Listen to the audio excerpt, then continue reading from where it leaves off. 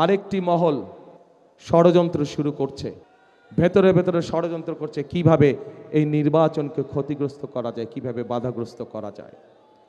আজ এখানে হাজার লক্ষ মানুষ যারা আপনারা উপস্থিত হয়েছেন, আপনারা সহ আপনারা যত মানুষের সাথে দেখাবে প্রত্যেককে বলবেন যে আগামী 12 তারিখে নির্বাচন যাতে কেউ বানচাল করতে না পারে সেজন্য সকলকে সতর্ক থাকতে হবে, সকলকে সজাগ থাকতে হবে। প্রিয় ভাই বোনেরা, আমরা যদি জনগণ যদি 12 তারিখে সজাগ থাকে, জনগণ যদি 12 তারিখে সতর্ক থাকে, 13 তারিখ থেকে শুরু হবে জনগণের দিন ইনশাআল্লাহ।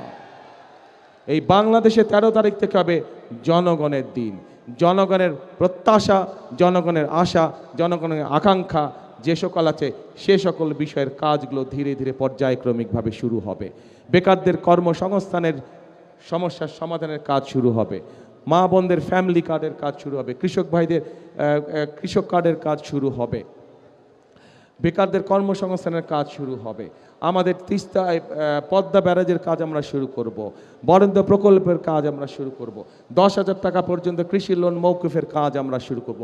এই কাজগুলো হচ্ছে জনগণের কাজ এবং এই কাজগুলো ইনশাল্লাহ 12 তারিখে ধানের শীষ জয়যুক্ত হলে পরে ইনশাল্লাহ 13 তারিখ থেকে শুরু হবে জনগণের জয়যাত্রা।